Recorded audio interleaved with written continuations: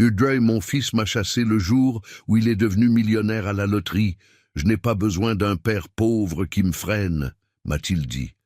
J'ai fait mes valises en silence.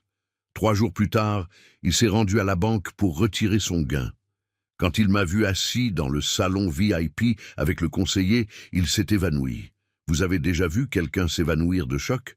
Non, pas cet évanouissement de série télévisée, dramatique et répété.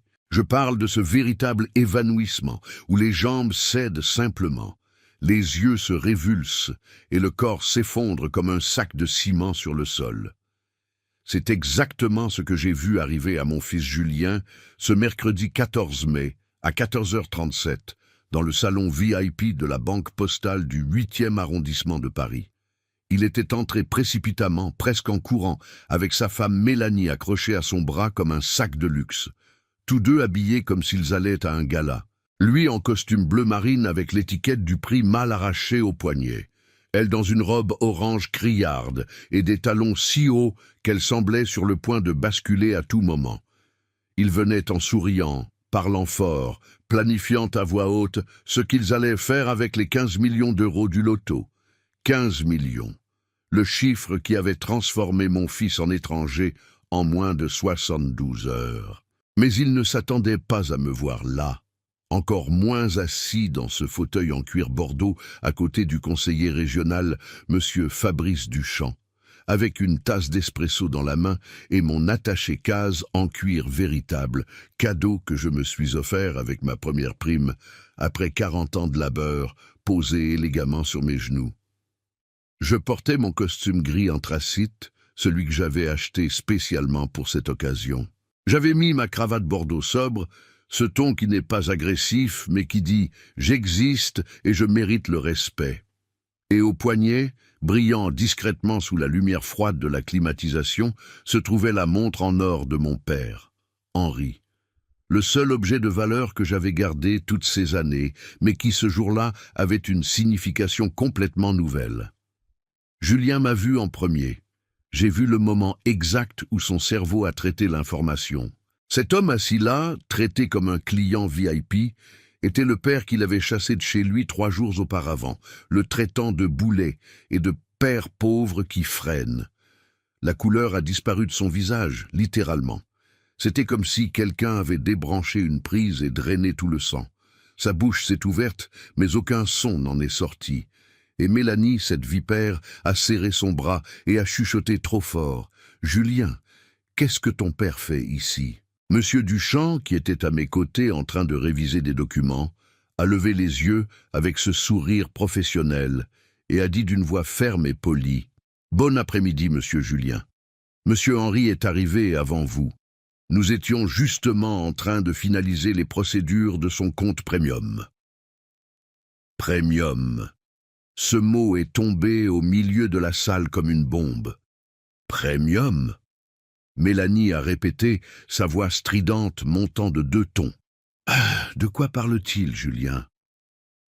Mon fils ne pouvait pas parler, il me fixait seulement et je pouvais voir dans ses yeux noisettes qui ressemblaient à ceux de sa mère, un mélange de confusion, de peur et quelque chose que j'ai mis quelques secondes à identifier, la honte. C'est monsieur Duchamp qui a continué, toujours professionnel, toujours correct. Monsieur Henri est devenu client spécial de la banque cette semaine. Nous sommes très honorés de le servir. C'est un homme de caractère, votre père. Il a fait une pause, m'a regardé comme s'il demandait la permission, et j'ai simplement haussé un sourcil. Il a poursuivi. « Monsieur, souhaitez-vous expliquer à votre fils, ou préférez-vous que je lui raconte ?» Le silence qui est tombé dans cette salle était lourd. De ces silences où vous pouvez entendre le bourdonnement de la lampe fluorescente au plafond, le ronronnement distant de la climatisation, la respiration haletante de Mélanie. J'ai pris une gorgée lente de mon café.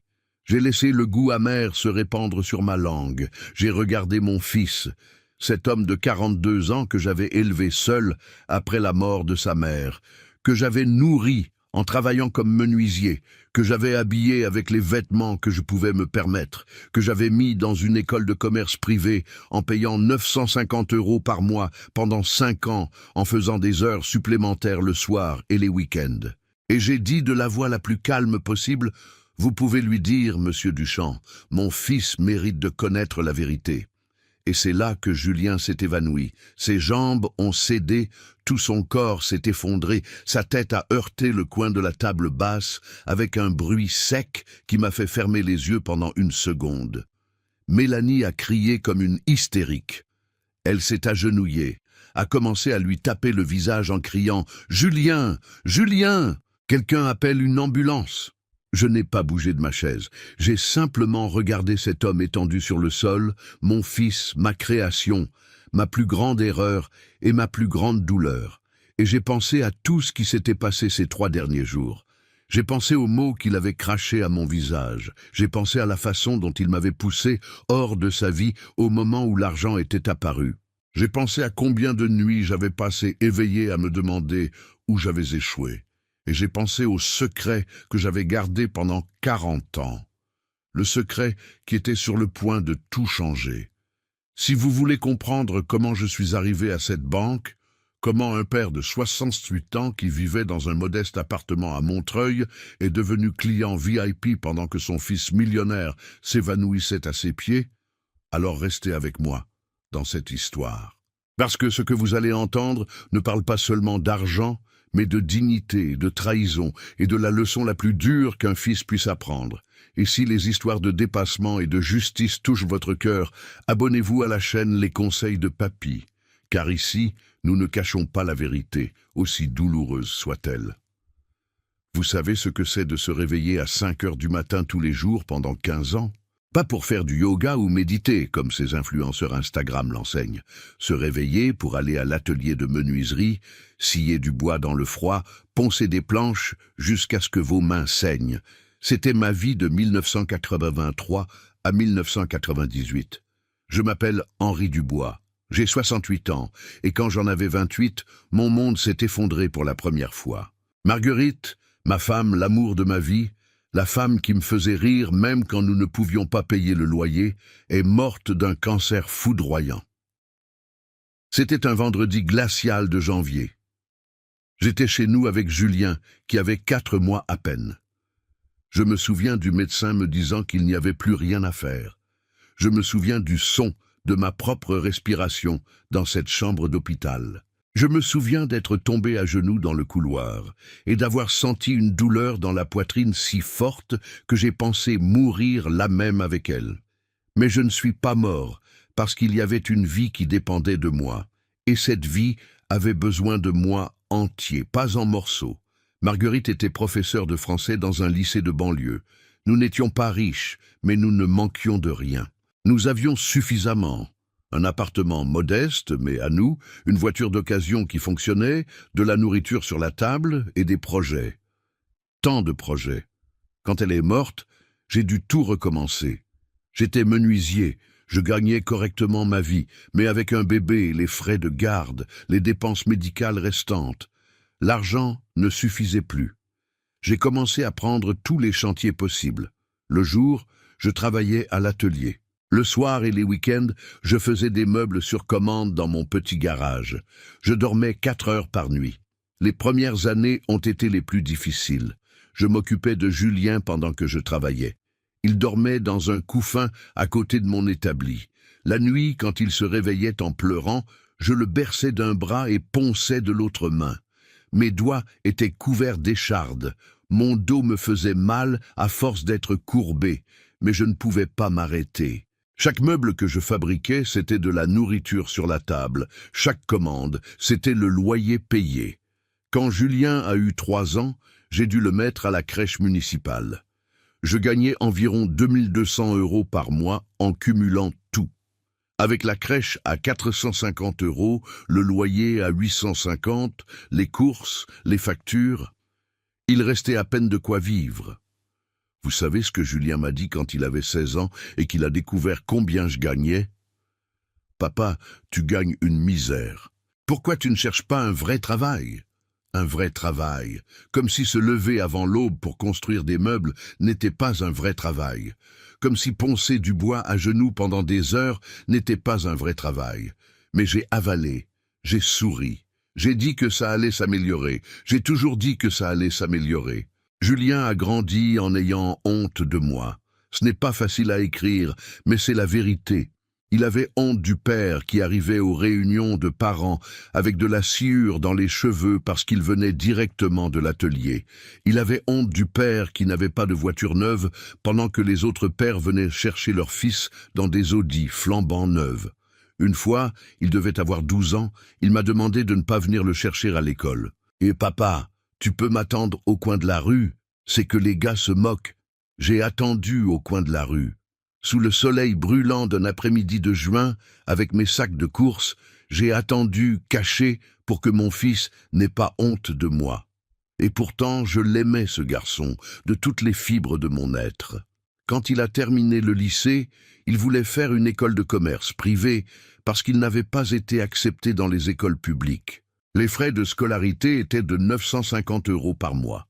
950 €, plus de la moitié de ce que je gagnais avec mon travail régulier. C'est alors que j'ai commencé à faire des meubles de restauration le week-end. J'ai appris en regardant des vidéos sur YouTube à la bibliothèque du quartier. J'achetais de vieux meubles dans les brocantes, je les restaurais, je les vendais au marché aux puces. 300 € par week-end, 1200 € par mois, juste avec les meubles, en plus du reste. Pendant 5 ans, j'ai fait ça. 5 ans à me lever à l'aube, à poncer, à vernir, avec les mains calleuses, à travailler jusqu'à l'épuisement. Tout pour payer l'école de commerce de mon fils. Vous savez combien de fois Julien m'a remercié pendant ces 5 ans? Aucune, pas une seule fois. Quand il a obtenu son diplôme en 2008, j'ai organisé une petite fête chez moi. J'ai fait préparer des canapés par un traiteur, acheté du champagne, invité les voisins. J'étais si fier. Mon fils, diplômé d'école de commerce, fils de menuisier et de veuf, il est arrivé à la fête, est resté 20 minutes et est parti. Il a dit qu'il avait un rendez-vous avec les amis de l'école, avec ses vrais amis. Je me demande ce qu'il voulait dire par là. Je suis resté là avec les canapés qui refroidissaient sur la table, écoutant Madame Rousseau d'à côté essayer de me consoler. « Laisse, Henri, les jeunes sont comme ça. Ils t'aiment.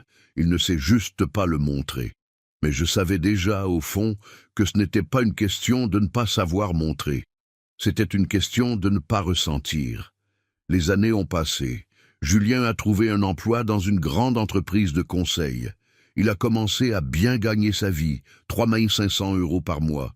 Il a loué un appartement à Boulogne-Billancourt, un petit appartement, mais dans un immeuble avec gardien, piscine, ces choses-là. Moi, je continuais dans mon modeste 3 pièces à Montreuil, avec les murs qui avaient besoin d'être repeints et que je rafraîchissais de temps en temps avec l'argent compté. Il venait me voir peut-être une fois par mois. Parfois, il sautait 2 mois. Toujours pressé, toujours regardant son téléphone, toujours partant rapidement. Je ne lui ai jamais demandé d'argent. Jamais. J'ai continué à faire mes meubles, mes restaurations, parce que j'avais ma fierté et parce qu'au fond, j'espérais encore qu'un jour il viendrait chez moi et dirait « Papa, merci pour tout ». Mais ce jour n'est jamais venu. Et puis, en 2019, il a rencontré Mélanie, cette femme qui allait transformer mon fils de fils ingrat en fils cruel. Mais cette partie de l'histoire nécessite une attention particulière. Parce que quand Mélanie est entrée dans la vie de Julien, je n'ai pas seulement perdu un fils, j'ai perdu l'espoir d'être un jour vu par lui. Mélanie Montfort. Aujourd'hui encore, son nom complet sort de ma bouche avec un goût de fiel. Elle est apparue lors d'un barbecue que Julien a organisé dans son appartement en septembre 2019. Il m'a appelé, chose rare, et a dit « Papa, je fais un barbecue samedi. Je voudrais que tu rencontres quelqu'un d'important. » Quelqu'un d'important. Mon cœur a fait un bond.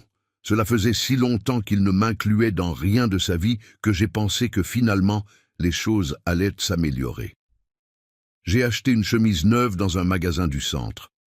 85 € qui ont fait mal au portefeuille, mais que j'ai payé avec joie. J'ai fait 2 tartes, une aux pommes et une aux poires. J'ai pris 2 métros pour arriver à Boulogne-Billancourt. Quand j'ai sonné, il a fallu environ 5 minutes avant que quelqu'un ouvre. J'entendais des rires à l'intérieur, de la musique forte, ce bruit de gens qui s'amusent. Quand la porte s'est finalement ouverte, ce n'était pas Julien qui a répondu, c'était elle. Mélanie avait 35 ans à l'époque, mais elle paraissait plus jeune. Cheveux blonds, de ces blonds clairement sortis d'un salon cher, avec des mèches et des reflets, tombant sur ses épaules. Peau bronzée artificiellement, ongles longs rouges qui ressemblaient à des griffes. Elle portait un ensemble blanc en lin, pantalon et chemisier qui coûtait probablement plus que ce que je gagnais en 2 mois. Et le sourire, ce sourire de quelqu'un qui mord, mais ne mâche pas. « Vous devez être le père de Julien », a-t-elle dit. Ce n'était pas une question, c'était une constatation. Et la façon dont elle l'a dit, le père de Julien, pas Monsieur Henri, a clairement montré que pour elle, je n'avais pas de nom propre. J'étais juste une fonction. Oui, Henri, j'ai apporté quelques tartes. J'ai commencé à tendre les plats. Elle a regardé les tartes comme si j'avais apporté quelque chose de contaminé. Comme c'est mignon. Tarte maison. Le mot « maison » est sorti avec tant de dédain que je l'ai ressenti comme une gifle. Laissez-moi voir s'il reste de la place sur la table. Nous avons commandé des pâtisseries de chez Ladurée. Ladurée. Elle a insisté sur la marque comme si je ne savais pas que Ladurée était chère, comme si elle devait me rappeler qu'elle avait de l'argent pour acheter là où je ne pourrais jamais. Je suis entré dans l'appartement, et ce que j'ai vu m'a serré la poitrine. Il y avait environ 15 personnes là, toutes bien habillées, toutes avec cet air de gens qui n'ont jamais eu à se battre dans la vie. Julien était sur le balcon avec 3 hommes, tous en polo et bermuda de marque, bière importée à la main, riant fort à une blague. Il m'a vu et a fait un signe de la main, juste un signe. Il n'est pas venu me saluer, ne m'a présenté à personne, ne m'a inclus dans aucune conversation. Je suis resté là, debout dans le salon, tenant mes plats de tarte, ne sachant pas où m'asseoir, sentant tous les regards me scanner, de la tête aux pieds. Ma chemise neuve à 85 € ressemblait soudain à un chiffon, à côté de tous ses vêtements. C'est Mélanie qui m'a guidé, ou plutôt m'a poussé vers la cuisine. « Venez, laissez-moi vous montrer où vous pouvez poser ça », a-t-elle dit, prenant déjà les plats de mes mains. Elle a mis les tartes dans un coin du comptoir, derrière une tour de macarons français qui devait coûter environ 80 €. Mes tartes faites avec amour sont restées là, cachées, insignifiantes. « Vous voulez une bière ou nous avons aussi du jus si vous préférez ?» a-t-elle proposé. Et la façon dont elle a dit « jus » a clairement montré qu'elle pensait que je n'avais pas assez de classe pour boire de la bière avec eux. « Un verre d'eau, s'il vous plaît » ai-je répondu, essayant de garder ma voix ferme. « Eau du robinet ou vous préférez minérale ?» Elle a souri. Ce sourire de hyène. « Écoutez, je ne suis pas stupide.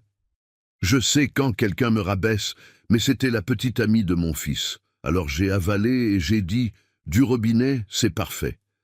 J'ai passé 3 heures dans cet appartement. 3 heures, assis dans un coin du canapé, regardant mon fils ignorer ma présence pendant qu'il faisait un barbecue pour ses amis et pour cette femme qui avait déjà décidé que j'étais un problème à résoudre. Personne n'a mangé mes tartes. À la fin de la soirée, quand je suis parti, encore une fois sans que Julien propose de me raccompagner ou d'appeler un taxi, Mélanie m'a rendu les plats avec les tartes intactes. C'est dommage, personne n'a pu tout manger. Mais emportez-les, vous pourrez en profiter chez vous. Cela a fait plus mal que n'importe quelle gifle. Dans le taxi de retour, 72 € que j'ai payé seul, j'ai pleuré en silence sur le siège arrière. Le chauffeur l'a remarqué, mais n'a rien dit. Il a juste monté le volume de la musique, mais le pire était encore à venir. Julien et Mélanie se sont fiancés 6 mois plus tard. Il m'a appelé pour me le dire. Il n'a pas demandé mon avis, n'a pas demandé ce que je pensais. Il m'a juste informé. Papa, Mélanie et moi allons nous marier en octobre. Je t'enverrai l'invitation plus tard. Le mariage a eu lieu dans un château en Île-de-France, un de ces endroits avec un jardin immense, des lustres en cristal, tout en blanc et or. On pouvait voir de loin que cela avait coûté une fortune. La famille de Mélanie a tout payé. Elle tenait à ce que ce soit clair.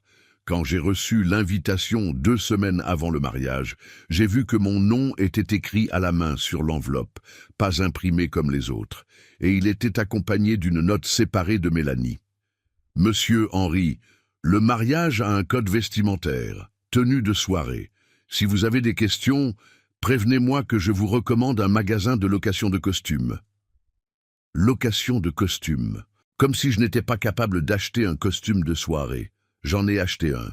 J'ai dépensé 420 € dans un costume gris perle lors des soldes aux Galeries Lafayette. Il était beau, simple, mais élégant. Je me suis fait faire les ongles, je me suis fait couper les cheveux dans un salon bon marché. Je voulais être présentable pour le mariage de mon fils unique. Je suis arrivé au château à 16h30, une demi-heure avant la cérémonie. L'entrée était déjà pleine de monde, des voitures de luxe garées partout, des femmes en talons hauts et robes très chères, des hommes en costume italien. Je me suis senti comme un intrus. À la réception, une jeune fille souriante avec un presse-papier a demandé mon nom et a vérifié la liste. « Monsieur, vous êtes à la table 18, a-t-elle dit, pointant vers le fond de la salle. Table 18. J'ai regardé le plan des tables qui étaient affichées là. La table 1 était celle des mariés. Les tables 2, 3 et 4 étaient pour sa famille à elle. Les tables 5 à 8 étaient pour les amis proches. La table 18 se trouvait pratiquement dans la cuisine, littéralement à côté de la porte de service où les serveurs entraient et sortaient avec les plateaux. J'ai senti mes jambes trembler, mais j'ai respiré profondément et j'y suis allé. À la table se trouvaient 7 autres personnes que je n'avais jamais vues de ma vie. J'ai découvert plus tard que c'étaient des collègues de travail de Julien et leurs conjoints. Personne de la famille, juste moi, le père du marié, relégué au fond de la salle comme un cousin éloigné que personne ne voulait avoir près de soi. La cérémonie était belle, je ne peux pas le nier. Mélanie était radieuse dans une robe qui devait coûter environ 15 000 €. Julien était élégant, heureux, souriant à elle comme si elle était la seule personne au monde. Quand il est passé devant la table 18, se dirigeant vers l'autel, nos regards se sont croisés pendant une seconde, juste une seconde, et j'ai vu quelque chose là que je n'oublierai jamais, l'indifférence. Mon fils m'a regardé avec la même indifférence avec laquelle on regarde un serveur qu'on ne va même pas appeler. J'ai pleuré pendant toute la cérémonie, mais personne ne l'a remarqué, parce que personne ne me regardait.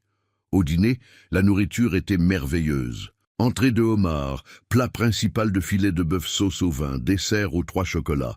Mais chaque bouchée descendait lourdement dans ma gorge, car j'avalais de la nourriture assaisonnée d'humiliation. Les mariés ont fait le tour des tables pour saluer les invités. Ils ont commencé par la table 1, évidemment, puis 2, 3, 4. Ils sont allés table par table, prenant des photos, discutant, riant. Quand ils sont arrivés à la table 18, Mélanie a fait un signe de loin, juste un signe, et a tiré Julien par le bras. « Chérie, viens, allons parler aux gens de la table 19, ce sont les associés de mon père. » Les associés du père de Mélanie. Ceux-là méritaient l'attention. Moi, le père du marié, je n'ai mérité aucune accolade. Je suis parti avant le gâteau.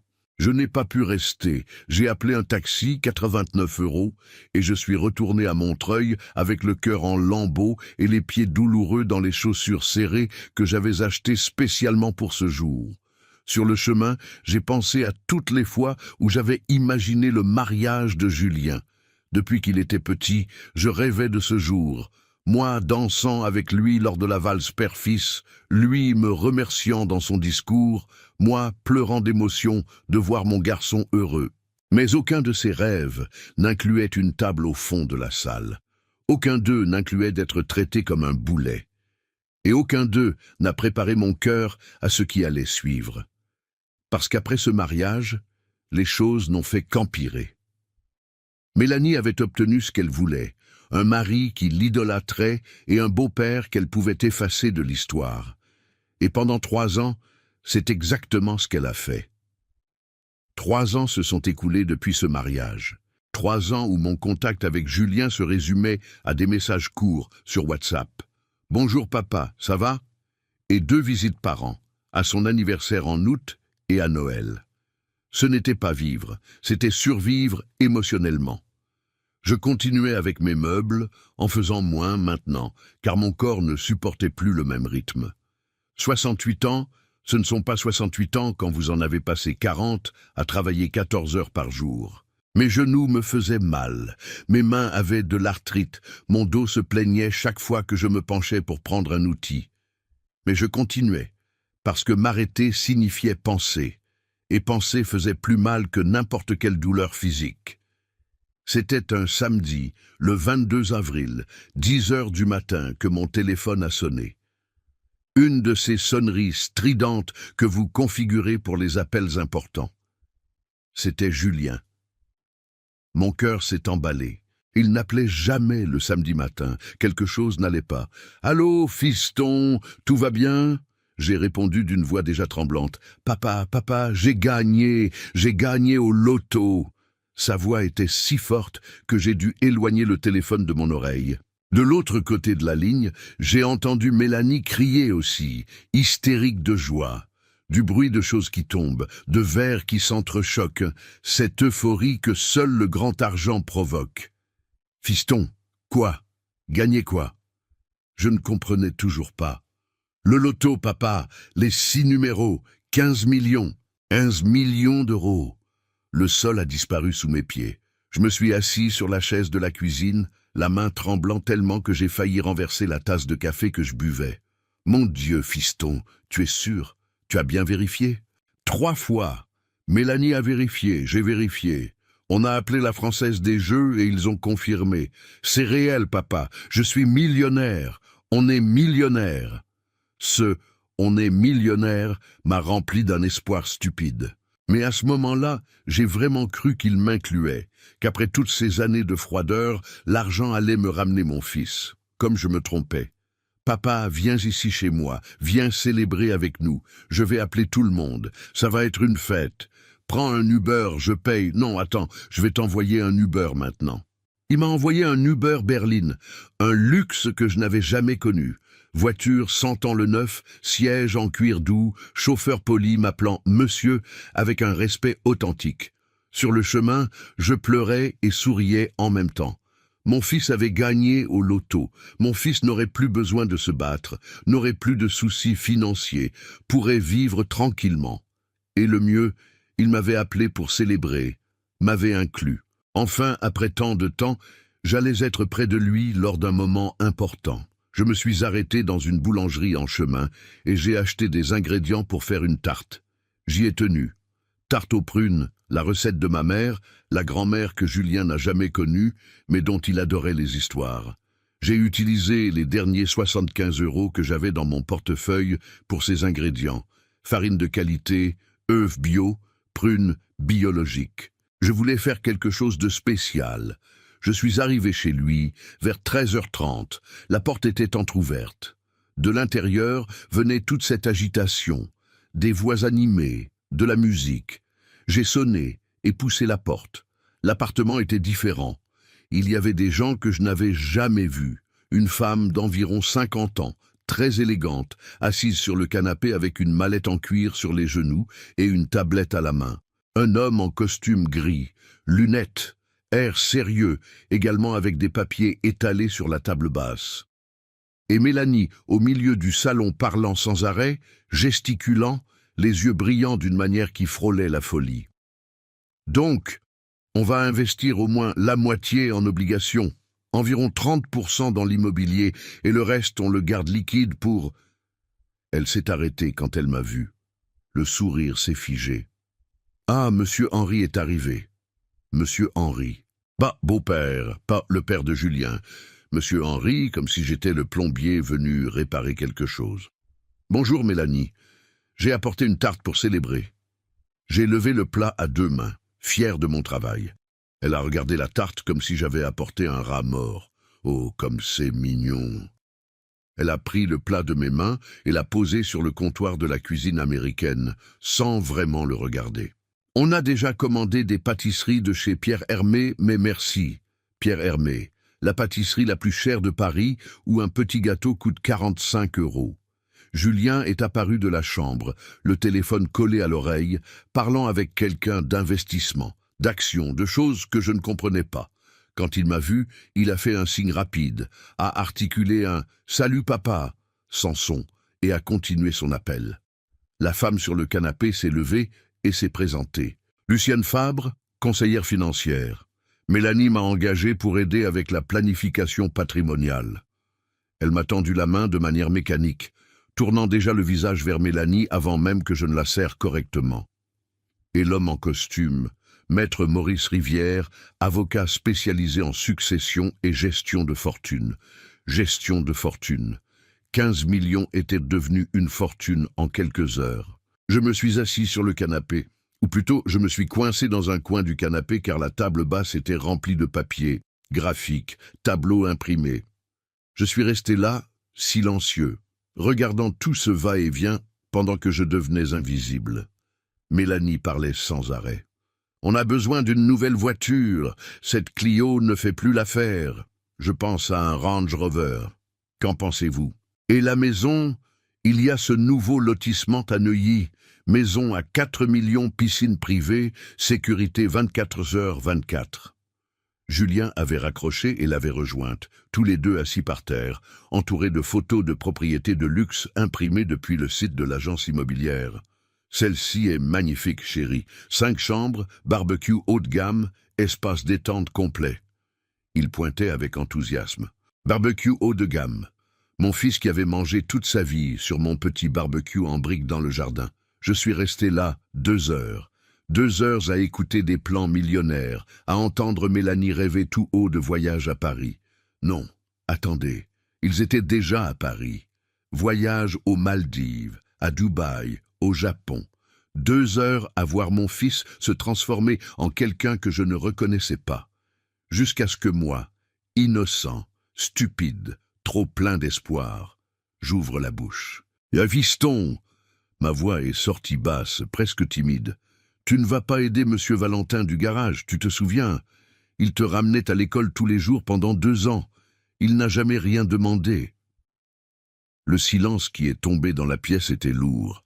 Julien m'a regardé avec une expression que je n'avais jamais vue. De l'irritation, pure irritation. « Papa, s'il te plaît, ne commence pas. »« Ne commence pas quoi, fiston?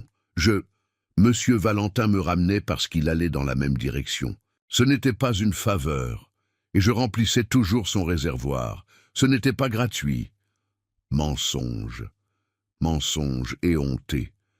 Monsieur Valentin faisait un détour de 3 kilomètres tous les jours pour aller chercher Julien, et Julien n'a jamais, jamais payé l'essence. Mais je n'allais pas discuter devant ces gens. « D'accord, fiston, pardon. » Mélanie a levé les yeux au ciel de manière si exagérée que même l'avocat l'a vu. « Julien, chéri, concentrons-nous.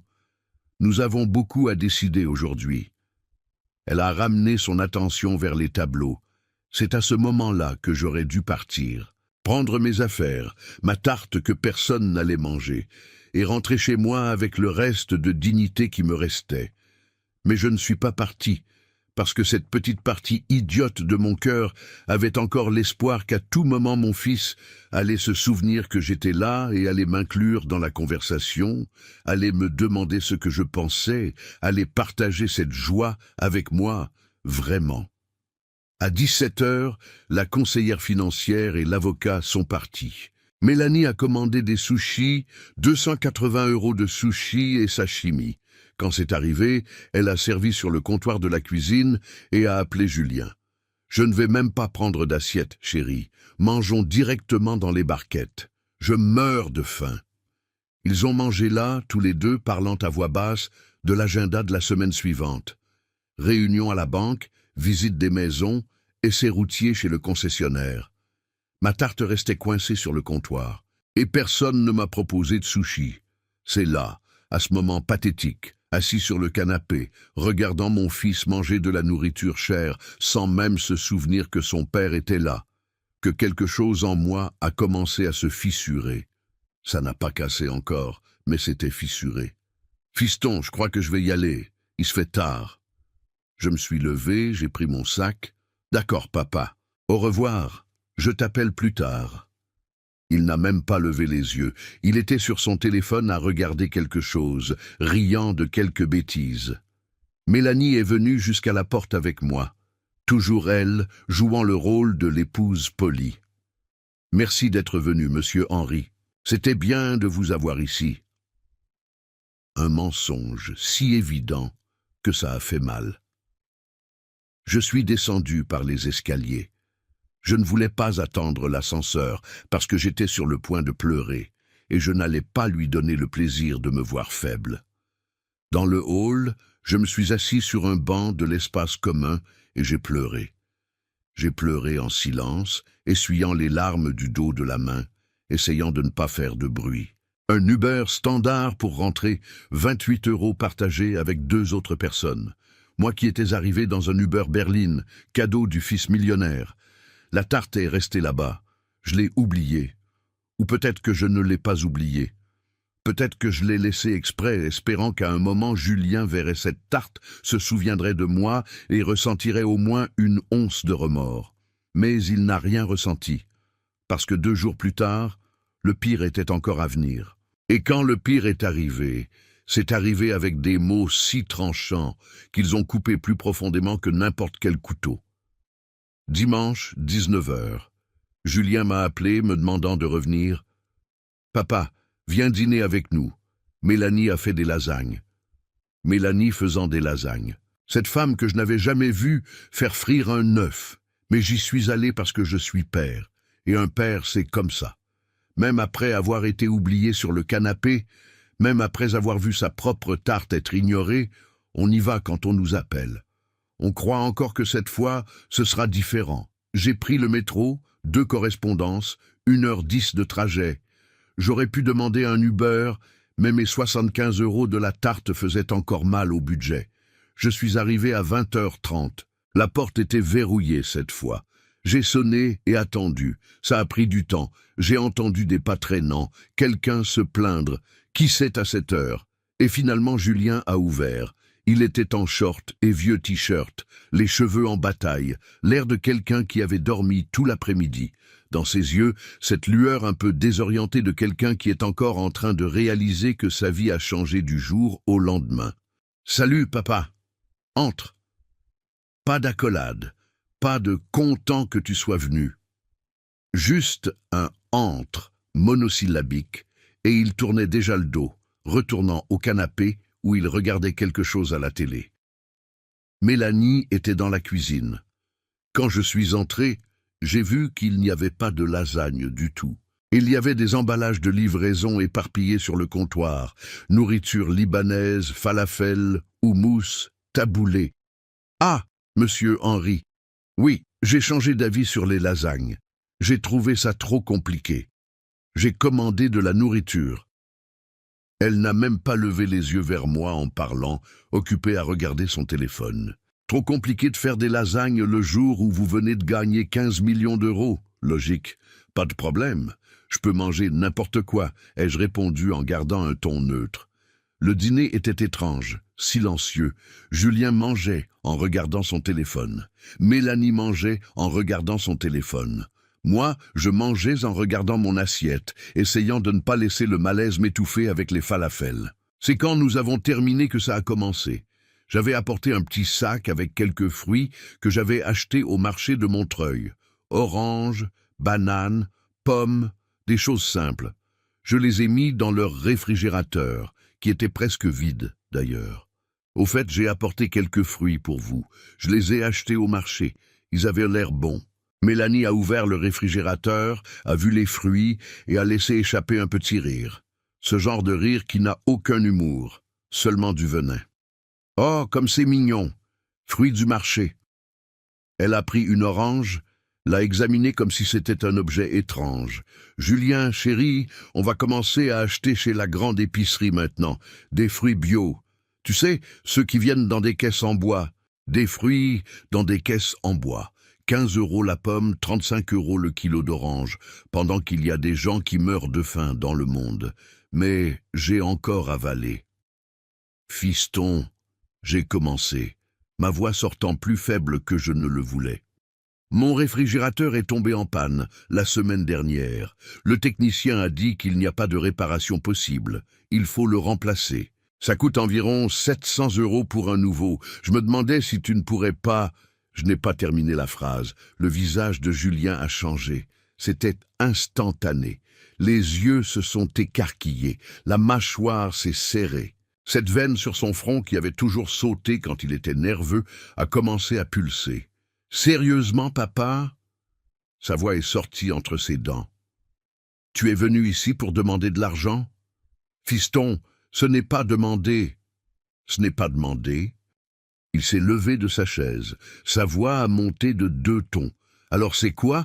Parce que pour autant que je sache, demander de l'argent, c'est exactement ça. Débarquer ici avec ton petit réfrigérateur en panne, voulant que je résolve ça. » J'ai eu l'impression de recevoir un coup de poing dans l'estomac. « Julien, je ne t'ai jamais rien demandé. Jamais. En 42 ans, c'est la première... » « La première ?» Il a ri, mais ce n'était pas un rire, c'était du mépris. « Papa, tu crois que j'ai oublié ?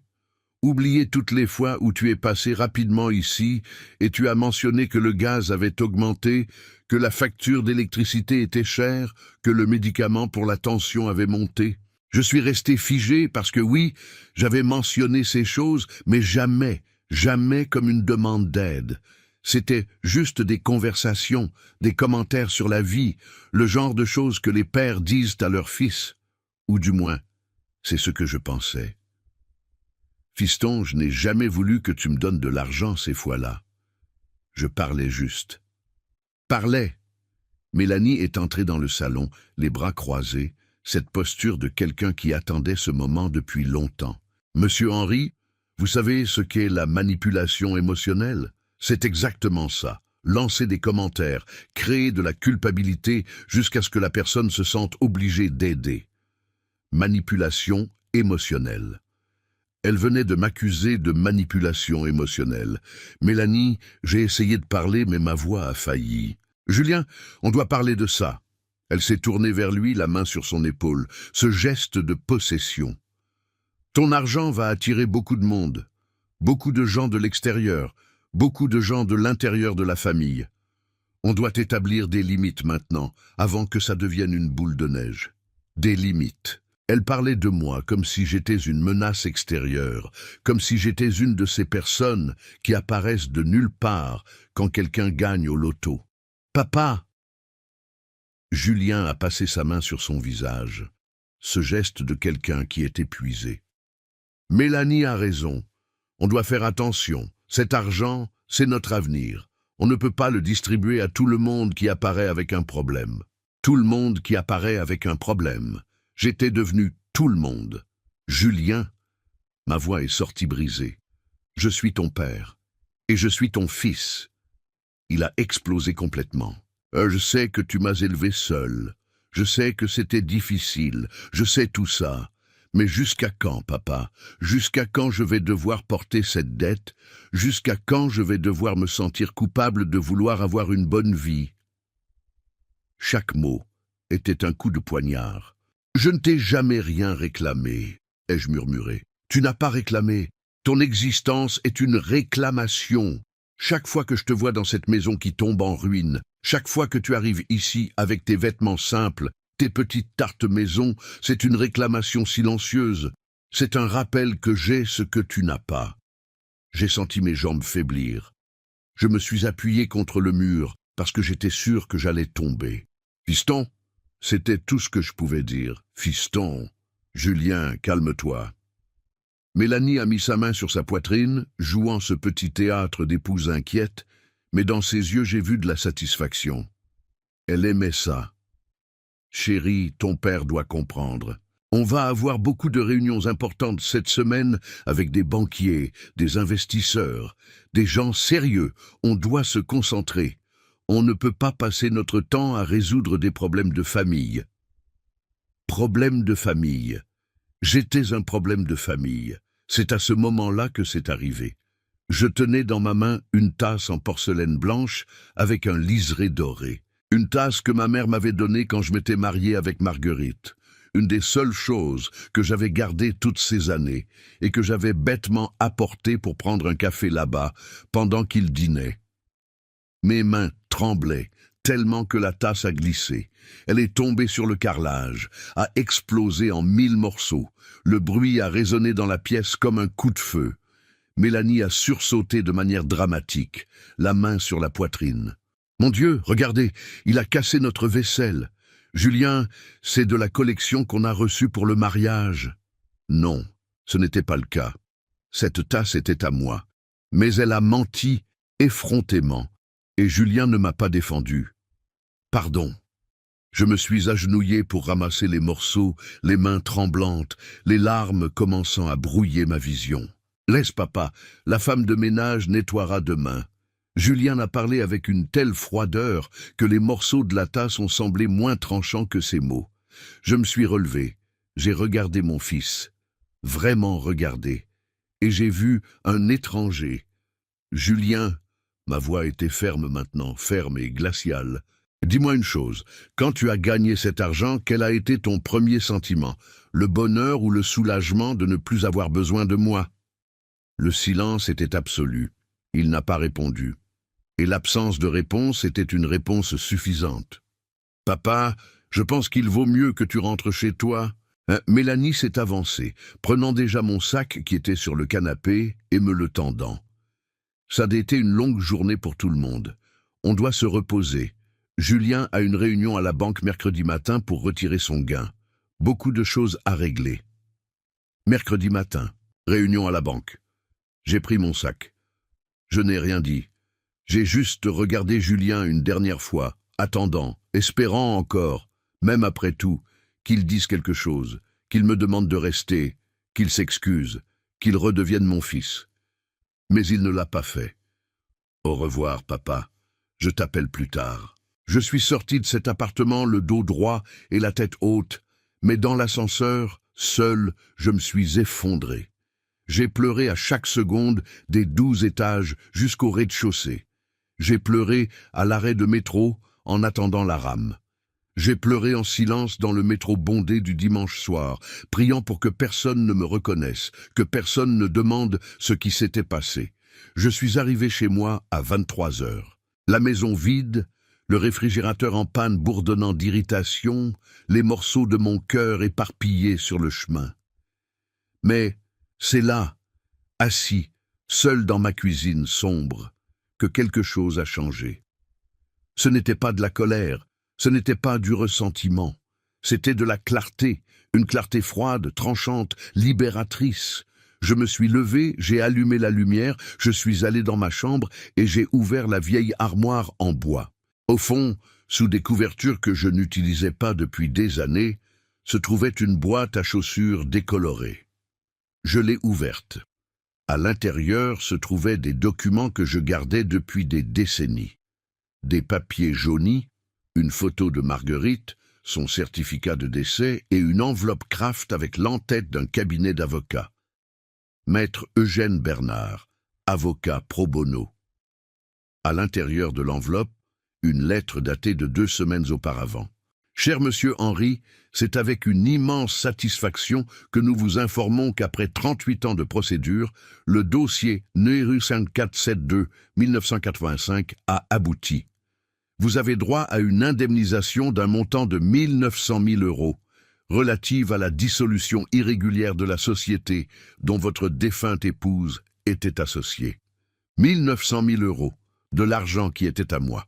De l'argent que j'avais conquis après près de 4 décennies d'attente, de paperasse, de procédures judiciaires que j'avais suivies en silence avec l'aide d'un avocat bienveillant que j'avais rencontré à l'église.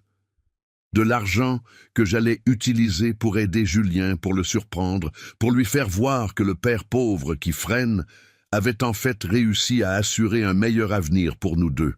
Mais maintenant, j'avais un autre plan. J'ai pris mon téléphone, j'ai appelé Maître Eugène, même s'il était presque minuit. Il a répondu, il répondait toujours quand j'avais besoin. Maître Eugène, pardon pour l'heure. J'ai besoin de fixer un rendez-vous urgent à la banque. Je veux déposer l'argent de l'indemnisation et j'ai besoin d'une faveur. De l'autre côté de la ligne, Il a tout écouté, tout ce qui s'était passé. Et quand j'ai terminé, sa voix est venue ferme. « Monsieur Henry, vous allez avoir la justice que vous méritez, je vous le garantis. » Mercredi, 14 heures, agence de la Banque Postale. Mon fils va retirer 15 millions d'euros et il va découvrir que le père pauvre qu'il a humilié a plus que de l'argent. Il a de la dignité. Et quand quelqu'un perd sa dignité dans la quête de l'argent, il découvre qu'il a tout perdu. Si cette histoire vous a touché, laissez en commentaire d'où vous regardez et quelle partie vous a le plus ému. Et si vous connaissez quelqu'un qui a besoin d'entendre qu'il n'est jamais trop tard pour retrouver sa propre dignité, partagez cette histoire. Abonnez-vous à Les Conseils de Papy et activez la cloche pour ne manquer aucune de nos histoires. Car ici, on parle de vraies valeurs, de respect et de dignité. Parce qu'à la fin, nous méritons tous d'être vus, valorisés et aimés pour ce que nous sommes vraiment, pas pour ce que nous avons. La révélation à la banque, les lundis ont toujours été mon jour pour ranger l'atelier. 40 ans de ma vie, chaque lundi était jour pour nettoyer les outils, balayer la sûre, ranger les planches. Mais ce lundi 24 avril, je n'ai rien rangé du tout. Je me suis réveillé à 5 heures du matin, non pas parce que j'en avais besoin, mais parce que je ne pouvais pas dormir. Je suis resté allongé dans mon lit, regardant le plafond fissuré de ma chambre, écoutant le bruit des premiers métros passant dans la rue, pensant à chaque mot que Julien avait craché à mon visage dimanche. Je n'ai pas besoin d'un père pauvre qui me freine. Je me suis levé, j'ai fait du café, je me suis assis à la petite table de la cuisine avec la tasse fumante dans la main. Une tasse ordinaire en verre, de celle qu'on achète en lot de 6 pour 12 euros. Rien en porcelaine, rien d'héritage émotionnel qui pourrait se briser et emporter un morceau de moi avec. L'enveloppe Kraft de Maître Eugène était ouverte devant moi. J'ai relu la lettre pour la 5e fois en 12 heures. 900 000 euros. Des chiffres qui semblaient irréels, presque obscènes là dans ma cuisine modeste, avec le réfrigérateur en panne qui bourdonnait son chant de mort, avec le robinet qui goûtait parce que le joint était usé. J'ai pris le téléphone, j'ai composé le numéro. Maître Eugène, bonjour. Pardon de déranger si tôt. Sa voix est venue calme, toujours calme. Monsieur Henry, vous ne dérangez jamais. Vous avez réussi à dormir? Pas beaucoup. J'ai pris une gorgée de café. J'ai besoin d'un rendez-vous à la banque aujourd'hui. Ça peut être aujourd'hui? Laissez-moi voir. Je l'ai entendu taper de l'autre côté. Je peux arranger pour 15 heures à la banque postale du 8e. Je vais appeler le conseiller régional maintenant. Conseiller régional? Monsieur Henry, 900 000 euros ne se déposent pas au guichet ordinaire. Vous allez devenir client spécial, premium. Vous aurez un conseiller dédié, une salle privée, tout le traitement VIP. VIP, moi, Henri Dubois, menuisier de Montreuil, client VIP. L'ironie était si grande que j'ai presque ri. Presque. Il y a autre chose, maître Eugène. J'ai hésité. Mon fils, il va retirer son gain du loto cette semaine, à la banque postale aussi. Vous pouvez découvrir quel jour. Silence de l'autre côté. Puis, Monsieur Henry, vous êtes sûr de ce que vous préparez? Je suis sûr. Ma voix est sortie plus ferme que je ne l'espérais. Il a besoin de savoir. Il a besoin de comprendre que le père qu'il a humilié, qu'il a chassé, qu'il a appelé boulet, n'est pas ce qu'il pense. Laissez-moi faire, je vais découvrir. J'ai raccroché et je suis resté là, regardant le mur de la cuisine, où il y avait une vieille photo encadrée. Moi et Julien, lui avec environ 8 ans, souriant devant le parc. C'était son anniversaire. J'avais travaillé des heures supplémentaires toute la semaine pour pouvoir payer cette sortie. L'entrée du parc, les bonbons, une petite voiture télécommandée bon marché qu'il voulait tant. Sur cette photo, il me regardait comme si j'étais l'homme le plus important du monde. Quand est-ce que ça a changé? Quand ai-je cessé d'être père pour devenir un problème? Je me suis levé, j'ai décroché la photo du mur, je l'ai rangée dans le tiroir de la cuisine. Sans colère, juste avec un détachement. Ce garçon sur la photo n'existait plus. À 14h45, j'étais devant le miroir de ma chambre, choisissant quoi porter. J'avais 3 options. Le costume gris perle que j'avais porté au mariage, un pantalon noir avec une chemise blanche que je portais pour aller à l'église, ou le costume gris anthracite que j'avais acheté il y a 6 mois en solde et que je n'avais jamais porté car je le gardais pour une occasion spéciale. J'ai choisi le costume anthracite. Je me suis préparé calmement. J'ai mis ma cravate bordeaux, sobre, celle qui donne un air de sérieux sans paraître exagéré.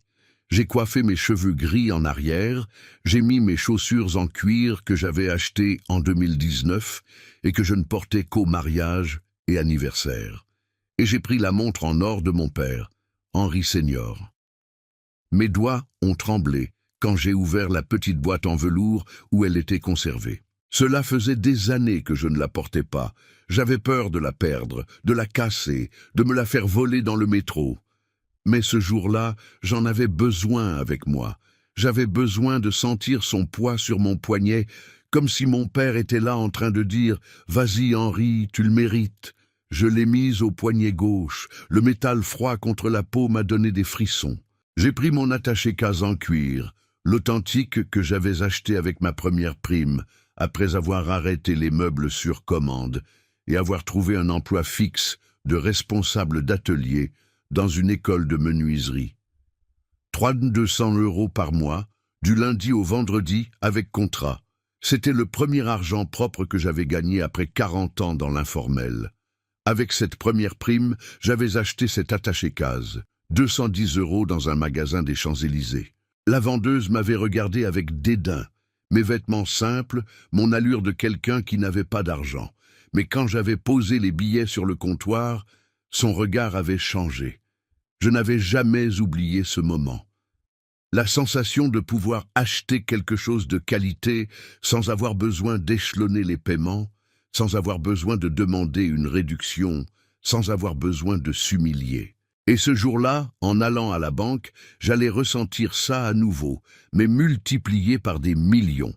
Le taxi est arrivé à 14h30. Un taxi ordinaire, pas un Uber de luxe. Je n'avais pas besoin de luxe, j'avais besoin de dignité.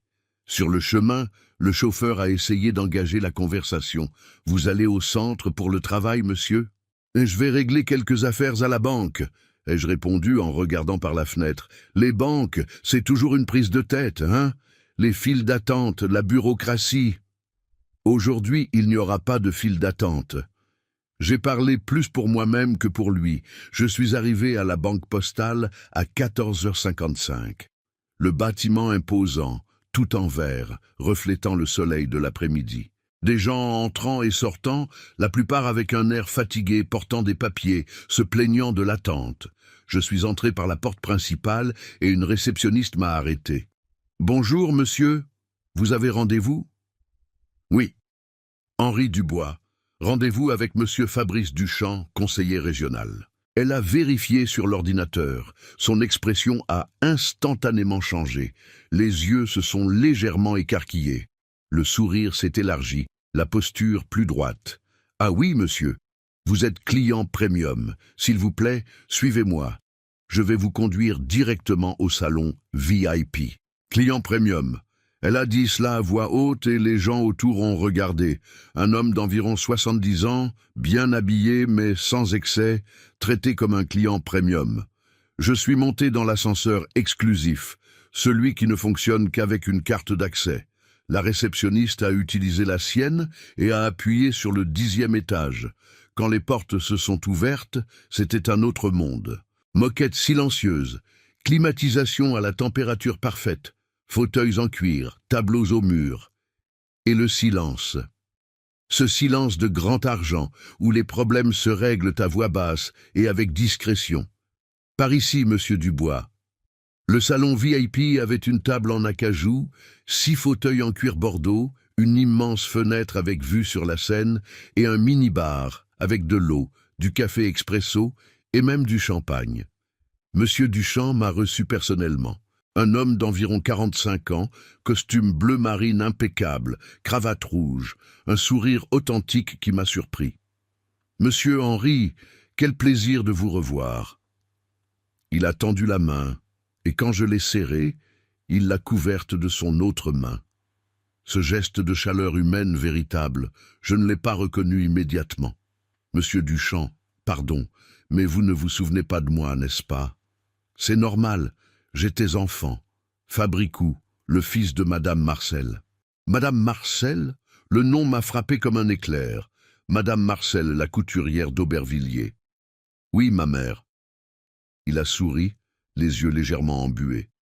Vous lui vendiez des meubles restaurés en 1995, vous vous souvenez? Ma mère traversait une période difficile après la mort de mon père. Pas d'argent, 3 enfants à élever, vous l'avez découvert et vous avez commencé à lui apporter des meubles gratuitement pendant 6 mois.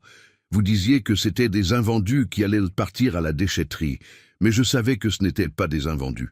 Vous donniez vos meubles pour nous aider. Je me suis souvenu. Madame Marcel, maigre, les yeux creux, les mains tremblantes à force de coudre et de si peu manger. Et les 3 enfants, 2 garçons et une fille. L'aîné devait avoir environ 10 ans. « Tu étais l'aîné » ai-je murmuré. « Oui. Et aujourd'hui, je suis conseiller régional de la Banque Postale grâce à vous, parce que vous nous avez aidés quand nous avions faim. Ma mère a réussi à se relever, j'ai réussi à étudier, j'ai passé les concours, et quand j'ai vu votre nom dans l'agenda aujourd'hui avec Maître Eugène, j'ai su que c'était vous. J'ai tout vérifié. C'est vous, l'homme qui a sauvé ma famille. J'ai senti les larmes brûler, mais je ne les ai pas laissées couler. Fabricou, tu as tellement grandi. Et vous êtes toujours le même, battant, digne. » Il a pointé vers la chaise. « Asseyez-vous, s'il vous plaît, on va tout régler. Maître Eugène m'a expliqué votre situation. Il m'a parlé de votre fils. » Je me suis assis. Il a servi un café expresso dans une minuscule tasse en porcelaine blanche. Le café était fort, amer, parfait. « Monsieur Henri, votre fils a pris rendez-vous pour retirer son gain mercredi, demain, à 14 heures, ici même dans ce salon. Demain. Je veux être ici, et je dis fermement. Je veux qu'il me voie. Je veux qu'il sache. » Monsieur Duchamp a hoché la tête lentement. « Vous êtes sûr? Ça va être douloureux pour vous deux. Je sais, mais j'en ai besoin. » J'ai respiré profondément. Il m'a appelé père pauvre qui freine. Il m'a chassé de chez lui parce que j'ai demandé de l'aide pour acheter un réfrigérateur. Il doit savoir que le père qui l'a humilié a plus que de l'argent. Il a une histoire, il a des accomplissements, il a de la valeur. Alors faisons comme ça. Monsieur Duchamp a ouvert un dossier. Vous déposez les 900 000 € aujourd'hui. J'ouvre votre compte premium. Je configure vos investissements selon les conseils de Maître Eugène. Et demain, à 14 heures, vous serez ici avec moi quand votre fils arrivera. Et c'est exactement ce que nous avons fait. J'ai signé des papiers, tapé des codes, confirmé des dépôts, et en 40 minutes, j'ai cessé d'être Henri, le menuisier de Montreuil, et je suis devenu Henri Dubois, client premium de la Banque Postale, avec 900 000 € en compte.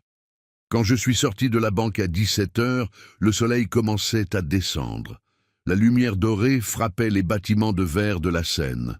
J'ai pris un taxi pour rentrer chez moi, et pendant tout le trajet, je suis resté à regarder la montre de mon père à mon poignet. « Demain, père », ai-je murmuré à la montre. « Demain, il va comprendre. » Je suis arrivé chez moi, j'ai enlevé le costume anthracite, je l'ai rangé soigneusement, j'ai pris une douche, j'ai fait une soupe simple de légumes, je l'ai mangé à ma petite table de cuisine, seul, dans le silence de ma maison.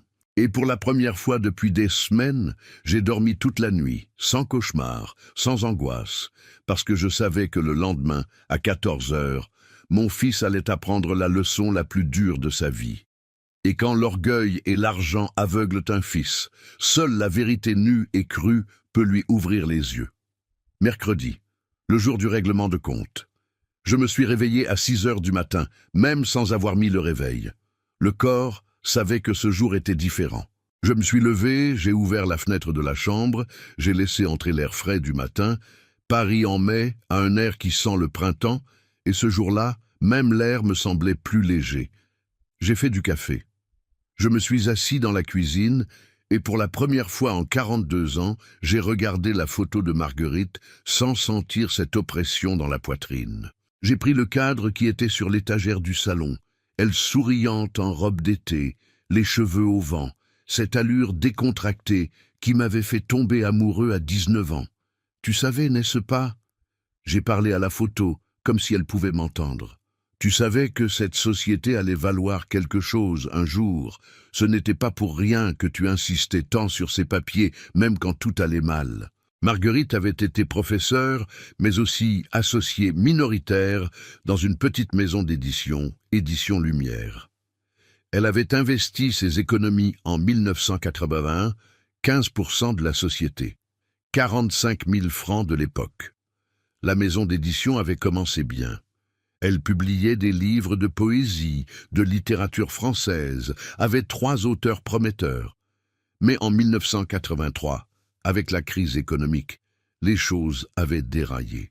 Les libraires ne payaient plus, les coûts d'impression avaient explosé, un entrepôt avait pris feu, les éditions Lumière coulaient. C'est à ce moment-là que Marguerite avait commencé à se disputer avec les autres associés. Elle voulait sauver la maison, trouver de nouveaux auteurs, réduire les coûts.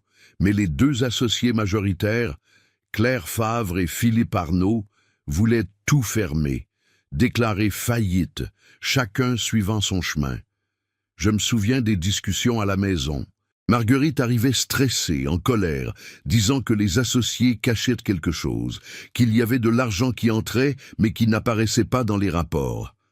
Henri, ils me trompent, je sais qu'ils le font, mais je n'arrive pas à le prouver. Elle est morte 3 semaines plus tard, cancer fulgurant. Quand elle est morte, j'avais Julien de 4 mois et j'étais détruit. Je n'avais pas la tête à penser à une maison d'édition, à une société, à une procédure. Les 2 associés sont venus aux funérailles, Claire et Philippe, en noir, l'air compatissant.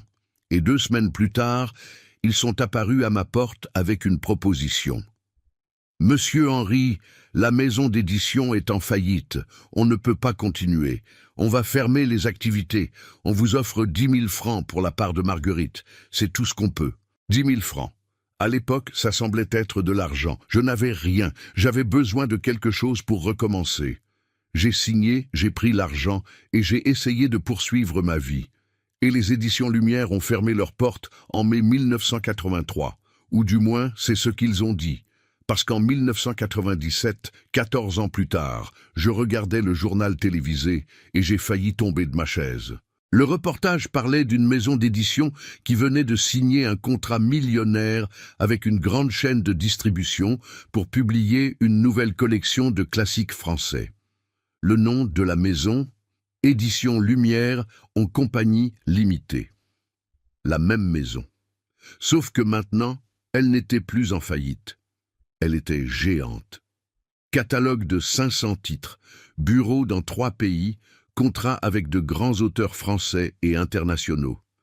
Mon sang s'est glacé. J'ai appelé le numéro qui apparaissait sur le site de la maison. J'ai parlé avec une secrétaire. J'ai demandé les associés. Elle a confirmé Claire Favre et Philippe Arnaud. Les mêmes. Ces gens m'avaient menti. Ils avaient dit que la maison était en faillite, m'avaient payé des miettes pour la part de Marguerite, puis avaient tout reconstruit seuls. Ils avaient tout gardé. Je ne savais pas quoi faire. Je n'avais pas d'argent pour un avocat, pas de connaissances juridiques. J'étais juste un veuf avec un fils adolescent, travaillant 14 heures par jour pour survivre. J'ai gardé cette information dans ma poitrine comme un éclat de verre. Ça faisait mal, mais je ne savais pas comment le retirer. Jusqu'en 2003. J'étais à l'église baptiste de Montreuil un dimanche matin. Le pasteur avait invité un avocat pour donner une conférence sur les droits du travail pour la communauté. L'homme avait environ 50 ans, cheveux grisonnants, lunettes fines, une manière calme de parler qui inspirait confiance. À la fin de la conférence, il a dit « Si quelqu'un ici a une question juridique, vous pouvez me voir. Je fais quelques travaux pro bono pour ceux qui ne peuvent pas payer. » Je suis resté. Quand tout le monde est parti, je me suis approché de lui, les jambes tremblantes de nervosité. « Maître, je m'appelle Henri. Je voudrais un conseil sur une société dont ma défunte femme était associée. Je pense avoir été trompé. » Maître Eugène Bernard m'a écouté pendant 1 heure. Il a tout noté, a demandé les documents que j'avais. Le certificat de décès de Marguerite, le contrat de société, le reçu des 10 000 francs que j'avais reçus. 3 semaines plus tard, il m'a appelé dans son bureau, un endroit petit, simple, mais organisé. « Monsieur Henry, vous avez été volé. Légalement volé, mais volé. Ces associés ont profité de votre vulnérabilité, vous ont payé une misère et ont tout gardé. Je vais lancer une procédure, mais vous devez comprendre que ça peut prendre des années, des décennies même. Et il n'y a pas de garantie qu'on gagne. Je comprends. Mais je dois essayer. Pour Marguerite, pour moi, pour mon fils. Alors allons-y. » Et c'était exactement ça. Un combat. De 2003 à 2023. 20 ans de procédure, de recours, d'expertise comptable, de témoins. Les éditions Lumière ont engagé des cabinets très chers pour se défendre. Ils ont prétendu que la maison avait vraiment fait faillite en 1983 et que celle qui existe aujourd'hui est une autre, fondée en 1985.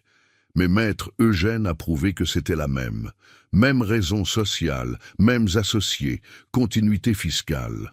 Il a prouvé que Claire et Philippe avaient caché des contrats, détourné de l'argent, menti sur la faillite. Qu'ils savaient que la maison avait du potentiel, mais voulaient tout garder. Alors ils avaient poussé l'associé minoritaire, Marguerite, dehors en offrant des miettes aux veufs vulnérables. En 2018, nous avons gagné en première instance, ils ont fait appel. En 2020, nous avons gagné en appel, ils ont encore fait appel. En 2022, la Cour de cassation a donné un jugement définitif en ma faveur. J'avais droit à une indemnisation équivalente aux 15% que Marguerite avait dans la société, calculée depuis 1983 avec correction monétaire, intérêt, tout. 1 900 000 €. L'argent est tombé sur mon compte en avril 2023, 2 semaines avant que Julien gagne au loto. Et je ne lui ai pas dit. Vous savez pourquoi ? Parce que je voulais que ce soit une surprise. Je voulais arriver vers mon fils et dire « Fiston, on a réussi.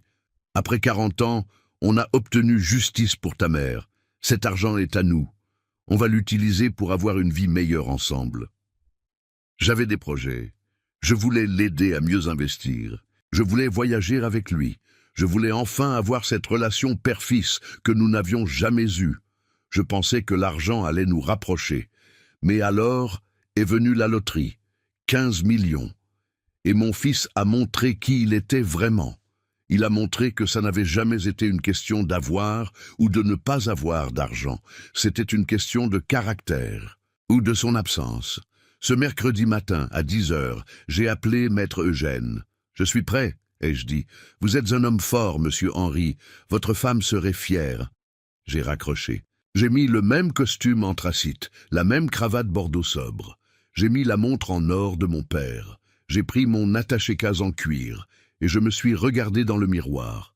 L'homme qui me regardait en retour n'était plus cet Henri courbé, fatigué, résigné. C'était un homme au dos droit, au menton levé, au regard ferme. Un homme qui avait survécu à 42 ans de lutte, qui avait élevé un fils seul, qui avait attendu 4 décennies pour la justice et qui l'avait finalement obtenue. Un homme qui n'avait plus besoin de prouver quoi que ce soit à personne, surtout pas à un fils ingrat. Je suis sorti de chez moi à 12h30. Je suis arrivé à la banque postale à 13h15.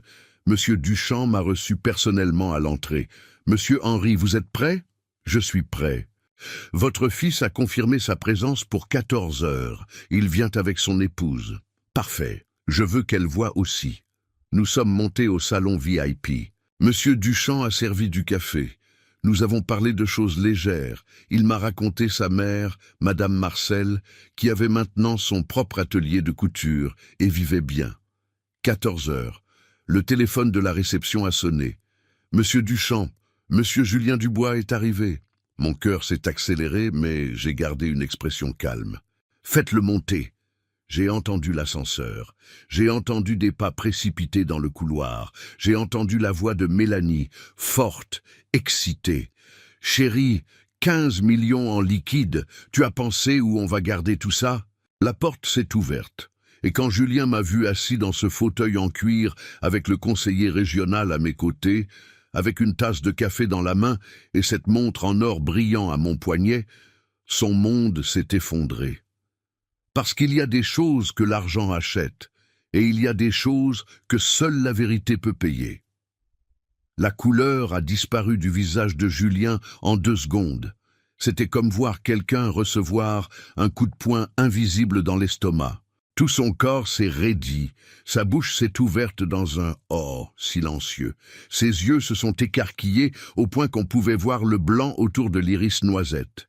Mélanie n'avait pas encore compris. Elle est entrée derrière lui, tout apprêtée, robe orange criarde, ses talons aiguilles ridiculement hauts, le sac Prada accroché au bras qu'elle avait certainement acheté le jour même de la loterie. Ses cheveux étaient différents, encore plus blonds, avec ces mèches qui coûtent une fortune dans les salons de luxe. « Julien, chéri, pourquoi tu t'arrêtes ?» Elle s'est figée quand elle m'a vu. Le sourcil s'est arqué, ce geste de quelqu'un qui est sur le point de cracher du venin. « Monsieur Henry, qu'est-ce que vous faites ici ?» Je n'ai pas répondu. J'ai simplement pris une gorgée lente de mon café expresso. J'ai reposé la tasse en porcelaine sur la soucoupe avec un petit tintement délicat. Et j'ai regardé Monsieur Duchamp. « Monsieur Duchamp, je crois que nous pouvons commencer. » Monsieur Duchamp s'est levé, a tendu la main à Julien de manière professionnelle. « Bonjour, Monsieur Julien Dubois. Je suis Fabrice Duchamp, conseiller régional. Soyez le bienvenu. Madame également. » Il a fait un signe vers Mélanie. « Je vous en prie, asseyez-vous. Je vais avoir besoin de quelques documents avant de libérer le gain. » Julien n'a pas bougé. Il continuait à me fixer comme si j'étais une apparition, un fantôme, quelque chose d'impossible à être là. « Papa !» Sa voix est sortie rauque. « Qu'est-ce que... Comment... Pourquoi tu es ici ?» C'est Mélanie qui a brisé le silence, déjà revenue du choc initial, déjà de retour en mode attaque. « Julien, il est probablement venu supplier pour que tu lui donnes de l'argent. »« Monsieur Henry, écoutez, on a déjà parlé de ça. Mon mari ne peut pas distribuer son gain à tout le monde qui vient la main tendue. » La salle est devenue si silencieuse qu'on pouvait entendre le bourdonnement de la climatisation. Monsieur Duchamp s'est raclé la gorge, mal à l'aise, m'a regardé comme s'il demandait la permission d'intervenir. J'ai simplement secoué légèrement la tête. Non, laissez-la parler, laissez-la creuser son propre trou. Mélanie, Julien a tiré son bras, la voix basse. Ne parle pas comme ça à mon père. Trop tard pour me défendre, fiston, 42 ans trop tard. Monsieur Julien, Madame Mélanie. Monsieur Duchamp est revenu à son ton professionnel, ce ton neutre de quelqu'un qui gère des situations embarrassantes tous les jours. Concentrons-nous sur la procédure de retrait, voulez-vous? S'il vous plaît, asseyez-vous. Mélanie a tiré Julien par le bras et ils se sont assis dans les fauteuils face au bureau. Elle m'a lancé un regard en coin, un de ces regards venimeux que les femmes lancent quand elles sentent qu'elles perdent du terrain. Monsieur Duchamp a ouvert un dossier. Avant de commencer le processus de retrait des 15 millions, je dois vous informer de quelques formalités. Le montant sera déposé sur un compte spécial. Vous deviendrez client premium de la banque, vous aurez accès à une consultation financière exclusive. Il a continué à parler, mais j'ai vu que Julien ne prêtait pas attention. Il continuait à me regarder du coin de l'œil, essayant de comprendre. Mélanie, en revanche, buvait chaque mot. Elle calculait déjà, planifiait, rêvait éveillée avec cet argent. C'est là que M. Duchamp a lâché la bombe. Ah, et j'en profite pour vous informer que M. Henry est également notre client premium. En fait, il est arrivé avant vous aujourd'hui car nous avions une réunion de planification patrimoniale programmée. Le temps s'est arrêté. Julien a cligné des yeux 3 fois de suite, traitant l'information. « Quoi ? Monsieur Henry ?» a répété Monsieur Duchamp calmement, est client premium de la Banque Postale depuis lundi de cette semaine. Il a déposé une somme importante et est suivi par notre secteur d'investissement de haut patrimoine. Mélanie a laissé échapper un rire court, un de ces rires d'incrédulité mêlés de mépris. Client premium, Monsieur Henry ? Elle m'a regardé de haut en bas. Avec quel argent ? Silence. Je l'ai regardé. Vraiment regardé. J'ai vu cette femme qui avait passé 3 ans à me traiter comme une ordure, à m'humilier, à m'éloigner de mon propre fils. et je n'ai rien ressenti. Ni colère, ni rancœur. Juste un vide froid, là où avant il y avait l'espoir qu'elle changerait. 900 000 €, ai-je dit, ma voix sortant si calme que même moi j'ai été surpris. Indemnisation judiciaire concernant la société dont ma défunte épouse était associée. Le procès a duré 20 ans. Nous avons gagné. L'argent est tombé sur mon compte il y a 2 semaines. La mâchoire de Mélanie est tombée. Julien est devenu blanc. Pas ce blanc de surprise. Ce blanc de quelqu'un qui vient de comprendre qu'il a commis la plus grande erreur de sa vie. Papa. Il a essayé de parler, mais sa voix a échoué. 2 semaines avant ta loterie, Julien. J'ai continué, implacable. J'ai reçu cette nouvelle et j'étais si heureux parce que je pourrais enfin t'aider. Je pourrais enfin venir vers mon fils et dire « On a réussi. Après 40 ans de lutte, on a réussi. L'argent de ta mère est enfin arrivé et je voulais le partager avec toi. » J'ai vu ses mains trembler. Je voulais investir dans ton avenir, dans notre avenir. Ma voix s'est durcie. Mais alors tu as gagné à la loterie et j'ai pensé « Parfait, je vais attendre que tu te calmes de toute cette euphorie et après je te raconterai la nouvelle. On fêtera ensemble, père et fils, enfin avec les moyens de vivre tranquille. » Les larmes ont commencé à monter dans ses yeux. Sauf que tu ne m'as pas laissé le temps, n'est-ce pas, Julien ? Tu m'as appelé chez toi, tu m'as exposé devant des étrangers, tu m'as appelé père pauvre qui freine. Tu m'as chassé parce que j'ai demandé de l'aide pour 700 € pour un réfrigérateur alors que tu venais de gagner 15 millions. Il tremblait maintenant. Vraiment tremblait, les mains serrant les accoudoirs du fauteuil. « Je ne savais pas, » a-t-il murmuré. « Bien sûr que tu ne savais pas. » Ma voix est sortie plus forte que prévu. J'ai respiré profondément. Je suis revenu à un ton calme. Tu ne savais pas parce que tu ne t'es jamais intéressé. Tu n'as jamais demandé comment j'allais. Tu n'as jamais voulu savoir ce qui se passait dans ma vie. Pour toi, j'ai toujours été juste le père. Cette obligation que tu portais, cette pierre dans la chaussure qui te rappelait d'où tu venais. Mélanie a essayé d'intervenir, sa voix sortant stridente. « Monsieur Henry, vous exagérez. Julien a toujours... » « Toujours quoi ?» J'ai tourné la tête vers elle si vite qu'elle a fait un petit bond dans sa chaise. « Toujours m'a aimé, toujours m'a respecté, toujours m'a traité avec dignité. Dis-moi, Mélanie, à laquelle de tes fêtes ai-je été traité comme le père de ton mari? Au mariage, quand vous m'avez mis à la table 18 près de la cuisine? Ou au barbecue quand tu as dit que ma tarte maison était mignonne avec ce ton de mépris? Elle est devenue rouge, a ouvert la bouche pour répondre, mais aucun son n'est sorti. Monsieur Duchamp s'est de nouveau raclé la gorge. Peut-être serait-il préférable que je vous laisse un moment pour que la famille discute? Non, pas besoin, monsieur Duchamp. Je me suis levé du fauteuil, j'ai pris mon attaché-case. J'ai déjà terminé ma réunion. Les documents pour mon voyage en Europe sont prêts? Oui, monsieur Henry. 6 mois, billets en première classe, hôtel réservé, tout selon vos souhaits. Parfait. Europe, première classe, 6 mois. J'ai vu le choc se multiplier sur le visage de Julien. Il s'est levé d'un bond, renversant presque le fauteuil. « Papa, attends, je dois te parler. » Non, Julien, tu n'as pas besoin. Je l'ai regardé pour la dernière fois ce jour-là. Tu dois retirer tes 15 millions, acheter ta Porsche, ta maison à 4 millions, voyager à Dubaï, faire tout ce que tu as prévu pendant que j'étais assis sur le canapé, invisible et insignifiant. Papa, s'il te plaît. Sa voix était maintenant étranglée. Je suis désolé, je ne savais pas. Si tu savais quoi, Julien? Je me suis arrêté à la porte. Je me suis retourné. Si tu savais que j'avais de l'argent, alors là, j'aurais mérité du respect. Alors là, j'aurais été assez bien pour faire partie de ta vie. J'ai secoué la tête.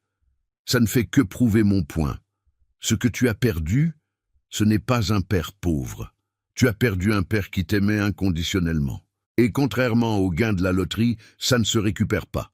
Je suis sorti. J'ai entendu un bruit derrière moi, quelque chose qui tombait, un corps qui s'effondrait. J'ai entendu Mélanie crier « Julien, Julien, quelqu'un à l'aide !» Mais je ne suis pas retourné. J'ai entendu le bruit sourd d'un corps de 90 kilos heurtant le sol de marbre. J'ai entendu M. Duchamp appeler l'infirmerie de la banque. Je me suis arrêté dans le couloir, la main encore sur la poignée de la porte, le cœur battant rapidement. Pendant une seconde, juste une seconde, j'ai presque fait demi-tour, parce que je suis père. Et un père, aussi blessé soit-il, ressent encore ce pincement au cœur quand son fils tombe. Mais alors je me suis souvenu de ces mots, « Père pauvre qui me freine », et mes pieds ont continué à avancer.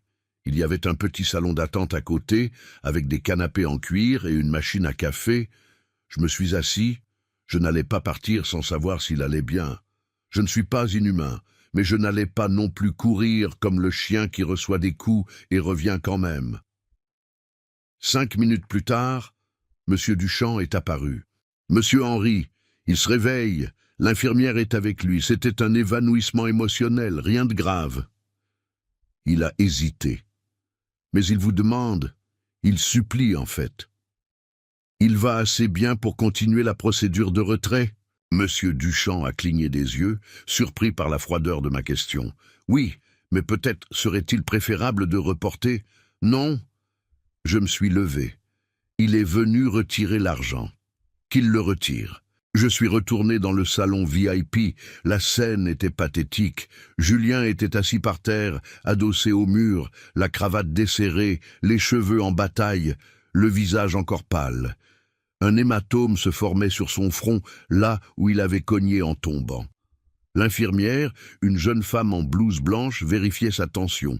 Mélanie était accroupie à côté, les mains sur son visage, essayant de jouer l'épouse inquiète. Mais dans ses yeux, j'ai vu autre chose, du calcul. Elle était inquiète, oui, mais pas pour Julien, pour l'argent qu'il pourrait ou non réussir à retirer dans cet état. Quand Julien m'a vu à la porte, ses yeux se sont remplis de larmes. « Papa !» Sa voix est sortie faible, brisée. Je suis entré, je me suis assis dans le même fauteuil qu'avant. J'ai croisé les jambes, j'ai attendu. L'infirmière a terminé. La tension est normale maintenant. C'était vraiment un choc émotionnel. Vous devez rester calme, respirer profondément, boire de l'eau. Elle lui a tendu un verre. Julien l'a pris avec des mains tremblantes. Il a bu par petites gorgées. « Je vais vous laisser discuter », a dit l'infirmière discrètement, sortant et fermant la porte. Monsieur Duchamp est resté, mais s'est positionné dans un coin discret, faisant semblant de s'occuper de papier. Le silence dans la salle était dense, lourd. C'est Julien qui l'a brisé, sa voix sortant rauque. « Papa, je n'ai pas de mots. » « Alors ne parle pas. » Ma voix était calme, glaciale. « Signe les papiers, prends ton argent et va vivre ta vie de millionnaire. » Non. Il a essayé de se lever, mais ses jambes étaient encore faibles. Il est resté à genoux. « Non, papa, s'il te plaît, laisse-moi t'expliquer. » « T'expliquer quoi, Julien ?» Je l'ai regardé dans les yeux. « Explique comment tu m'as appelé Boulet. Explique comment tu m'as chassé de chez toi parce que j'ai demandé 700 €. Explique comment tu es resté assis dans ton appartement à manger des sushis à 280 € pendant que j'étais invisible sur le canapé. Vas-y, explique. » Il a baissé la tête. Les larmes ont coulé sur le sol de marbre. J'ai été une ordure. Je sais, je n'ai pas d'excuses. Tu as raison. Tu n'as pas d'excuses. J'ai respiré profondément. Tu sais ce qui fait le plus mal, fiston? Ce n'est même pas le manque de respect, c'est de savoir que tu es seulement désolé parce que tu as découvert que j'ai de l'argent. Si j'étais entré ici pauvre, vraiment pauvre, mendiant l'aumône comme Mélanie l'a suggéré, tu m'aurais chassé encore une fois. Non, ce n'est pas vrai. Il a levé la tête, désespéré. Je me sentais déjà mal depuis dimanche. Je n'arrivais pas à dormir, je n'arrivais pas à manger correctement. Mélanie l'a remarqué. Elle m'a demandé ce qui n'allait pas, et j'ai dit que je t'avais maltraité. Ah oui? J'ai regardé Mélanie.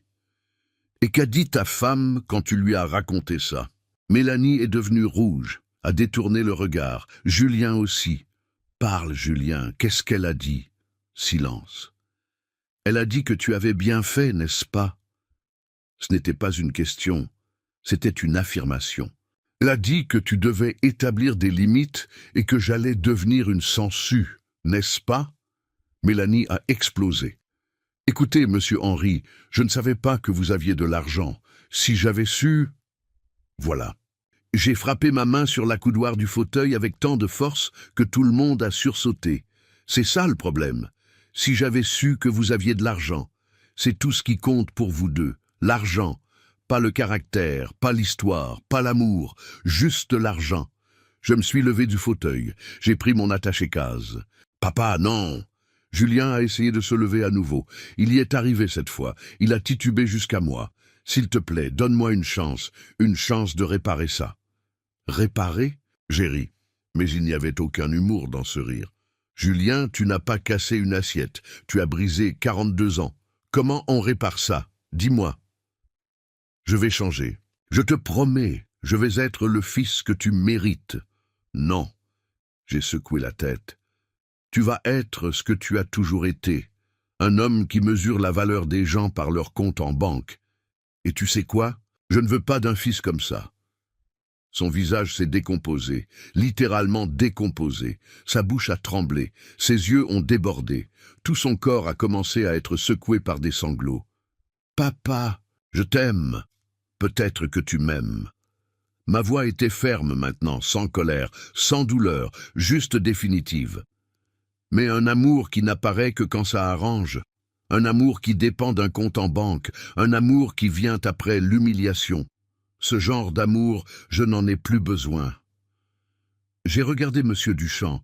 Monsieur, j'ai terminé tout ce dont j'avais besoin ici. Vous pouvez continuer avec le service de Monsieur Julien. Je me suis tourné pour partir. Papa, s'il te plaît. Julien a crié, sa voix résonnant dans toute la salle. Ne m'abandonne pas. J'ai besoin de toi. Je me suis arrêté. Je me suis retourné et je l'ai regardé, cet homme de 42 ans, pleurant comme un enfant, désespéré, détruit. Et j'ai dit la phrase que j'avais répétée dans ma tête toute la nuit. Julien, je ne t'ai pas abandonné. Tu m'as chassé. Il y a une différence. Et maintenant, tu vas devoir vivre avec ce choix. J'ai fait une pause. Tu as gagné 15 millions d'euros à la loterie. Félicitations. Achète ce que tu veux, voyage où tu veux, maison neuve, voiture importée, vêtements de marque, tout ce que tu as toujours voulu. J'ai fait une autre pause. Mais il y a une chose que tu ne pourras pas racheter. Ma voix s'est adoucie malgré moi. Le plus grand gain que tu aies jamais eu. Un père qui t'aimait inconditionnellement. Sans argent, sans intérêt, sans condition, juste de l'amour. Et ça, mon fils... Ma voix s'est brisée légèrement. Ça ne se rachète pas. Il n'y a pas de deuxième tirage. Il n'y a pas moyen de récupérer ça. Les pleurs de Julien se sont transformés en un hurlement, un son de douleur si profond que même Monsieur Duchamp a baissé les yeux mal à l'aise. Mais je n'ai pas cédé. Parce que parfois, l'amour le plus difficile est celui qui dit non. Celui qui établit des limites, celui qui refuse d'être un paillasson, même pour son propre enfant. Je suis sorti du salon VIP. Cette fois, je n'ai pas entendu de chute, pas d'évanouissement. Juste des pleurs d'un homme qui venait de réaliser qu'il y a des pertes que l'argent ne peut jamais compenser. Les 6 mois en Europe ont été exactement ce dont j'avais besoin. J'ai marché dans les rues de Rome. J'ai bu du vin dans des bistrots de Barcelone. J'ai navigué sur les canaux d'Amsterdam. J'ai fait des choses que je n'avais jamais imaginé faire. Mais plus importante encore, j'ai appris quelque chose de fondamental. J'existais en dehors de mon rôle de père. J'étais Henri, juste Henri. Un homme qui aimait l'architecture gothique, qui découvrait qu'il adorait la cuisine italienne, qui s'est fait des amis dans une auberge à Lisbonne. Mon téléphone a sonné 127 fois pendant ces 6 mois, toutes des appels de Julien. J'en ai répondu 3. La première fois, 2 mois après mon départ, j'ai répondu parce que j'avais peur qu'il soit arrivé quelque chose de grave. Papa, sa voix était différente, plus calme. Je voulais juste savoir si tu vas bien. Je vais bien, Julien. Je suis en thérapie 2 fois par semaine. Il a fait une pause. Mélanie est partie. Elle a demandé le divorce. Je n'ai rien dit. Je ne t'appelle pas pour que tu aies pitié de moi. Je t'appelle parce que je veux que tu saches que je travaille sur moi, que j'essaye de comprendre comment j'ai pu devenir cet homme. C'est bien, Julien. Est-ce Est-ce qu'un jour tu pourrais me pardonner? J'ai regardé par la fenêtre de ma chambre d'hôtel à Florence. Le soleil se couchait sur l'Arno, peignant le ciel en orange et rose. Je ne sais pas, fiston. Je ne sais vraiment pas. Je comprends. Sa voix était petite. Mais je ne vais pas arrêter d'essayer. Pas pour que tu me pardonnes, mais pour devenir l'homme que j'aurais toujours dû être. Nous avons raccroché.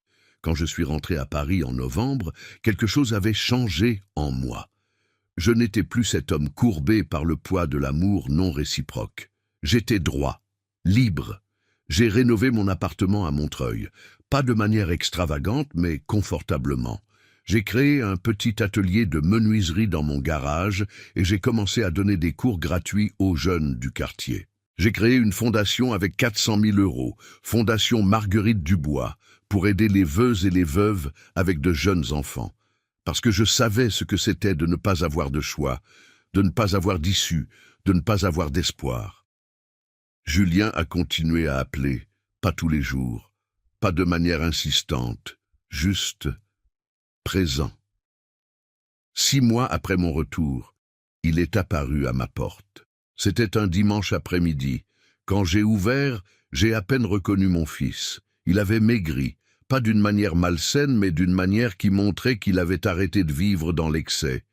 Il portait des vêtements simples, un jean, un pull, les cheveux courts, bien coiffés mais sans gel, les yeux clairs mais fatigués. Et dans ses mains, rien. Pas de cadeaux coûteux, pas de fleurs exagérées, juste lui. « Bonjour, papa. Bonjour, Julien. » Nous nous sommes mesurés du regard. « Je peux entrer ?» J'ai hésité. Mais j'ai hoché la tête. Il est entré et s'est arrêté au milieu du salon, regardant tout. L'appartement rénové, les nouveaux meubles, les photos de mon voyage sur le mur. « L'appartement est magnifique, papa. Merci. » Silence inconfortable. « Je ne suis pas venu demander pardon, » a-t-il commencé, sa voix ferme mais humble, « parce que je sais que je ne le mérite pas. Je suis venu te demander une chance de construire une relation à nouveau. Depuis le début, comme deux adultes, avec du respect. Je me suis assis sur le canapé. Il est resté debout, attendant la permission de s'asseoir. Je ne l'ai pas donnée, pas encore. Julien, je ne sais pas si je peux te faire confiance à nouveau. Je sais, et je ne m'attends pas à ce que tu me fasses confiance maintenant.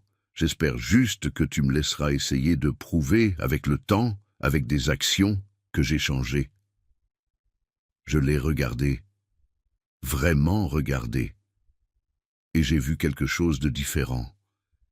Ce n'était plus cet homme arrogant, aveuglé par l'argent. C'était quelqu'un de brisé qui essayait de se reconstruire. Si j'accepte ça, et c'est un très grand si, ce sera avec des conditions. J'accepte tout. Première condition, la thérapie continue. Ce n'est pas négociable. Deuxième, tu me traites avec respect. Toujours, que j'ai de l'argent ou non. Troisième, je ne suis pas ta béquille émotionnelle. Tu résous tes problèmes, je résous les miens. Quatrième, des limites. J'ai ma vie maintenant. Des voyages, des projets, des amis. Et tu vas respecter ça. J'accepte tout. Et cinquième, j'ai fait une pause. Le pardon n'est pas l'oubli. Je vais pardonner parce que c'est mieux pour moi, pas pour toi. Mais je n'oublierai jamais ce que tu m'as fait ressentir. Et tu vas devoir vivre avec ça. Il a hoché la tête, les yeux embués. Je comprends et j'accepte, parce que moi non plus je n'oublierai jamais. Je vais porter ça comme un rappel de l'homme que je ne veux plus jamais être. Nous sommes restés en silence pendant un long moment. Puis j'ai montré le fauteuil. Assieds-toi, je vais faire du café, et tu vas me raconter correctement comment s'est passée cette thérapie. J'ai vu le soulagement envahir son visage. Ce n'était pas un pardon complet. Ce n'était pas « tout est pardonné ». C'était un début, petit, fragile, mais honnête. Pendant que je préparais le café dans la cuisine, j'ai regardé la montre de mon père sur l'étagère spéciale que j'avais fait faire. Il ne sera pas le fils parfait dont j'ai rêvé, ai-je murmuré à la montre. Mais peut-être qu'avec le temps, il sera un fils décent. Et peut-être que c'est suffisant. 1 an plus tard, 1 an après cette confrontation à la banque, Julien et moi avons une relation. Ce n'est pas la relation père-fils parfaite des films. Nous ne nous parlons pas tous les jours. Nous ne passons pas tous les dimanches ensemble. Mais nous nous voyons une fois par semaine. Nous prenons un café. Nous parlons. De vraies conversations. Il m'a parlé de sa thérapie, de comment il a réalisé que son rapport à l'argent était toxique, qu'il mesurait sa valeur et celle des autres à travers un prisme matériel. Il m'a raconté comment il a créé une ONG pour aider les enfants de parents seuls à accéder à l'éducation, comment il a investi l'argent de la loterie non pas dans des voitures de luxe, mais dans des projets qui ont du sens. « J'ai gardé 1 million pour vivre confortablement », m'a-t-il dit un jour. Le reste, je l'utilise pour essayer de réparer le monde, parce que je ne peux pas réparer le passé, mais je peux essayer de créer un meilleur futur. Et moi, j'ai continué à vivre, à voyager, à donner mes cours de menuiserie, à profiter de mes amis. J'ai appris que je n'avais pas besoin d'être défini par mon rôle de père. J'étais Henri. Et Henri avait de la valeur, indépendamment de la reconnaissance de quiconque. Si vous êtes arrivé jusqu'ici dans cette histoire, peut-être que vous vous attendiez à un happy ending complet, à des retrouvailles parfaites, à une réconciliation totale avec des larmes de joie. Mais la vraie vie ne fonctionne pas comme ça. La vraie leçon que j'ai apprise, et que j'espère que vous retiendrez, n'est pas que l'argent est mauvais. L'argent est neutre. C'est un outil. La leçon, c'est que les gens montrent qui ils sont vraiment quand ils ont du pouvoir. L'argent, c'est du pouvoir. Et ce pouvoir révèle le caractère. Julien n'est pas devenu quelqu'un de mauvais à cause de l'argent. L'argent a simplement révélé ce qui était déjà là. Un manque de respect, une honte de ses origines, une incapacité à voir la valeur au-delà du matériel. Mais voici l'autre leçon, tout aussi importante. Les gens peuvent changer. Pas facilement, pas rapidement. Mais ils peuvent. Julien travaille sur lui-même. Il essaie. Ce n'est pas parfait. Il y a des rechutes. Il y a des moments où je vois l'ancien Julien ressortir. Mais il essaie. Et c'est déjà beaucoup. Quant à moi, j'ai appris la leçon la plus difficile pour un parent. Aimer quelqu'un ne signifie pas accepter d'être maltraité par cette personne. Vous pouvez aimer votre enfant et établir des limites. Vous pouvez aimer votre enfant et exiger du respect. Vous pouvez aimer votre enfant et dire « Non, ce comportement n'est pas acceptable ». Parce qu'accepter d'être un paillasson n'aide pas votre enfant. Ça l'handicape. Ça lui enseigne qu'il peut traiter les gens mal sans conséquence. La plus grande gentillesse que j'ai faite à mon fils n'était pas de lui pardonner immédiatement.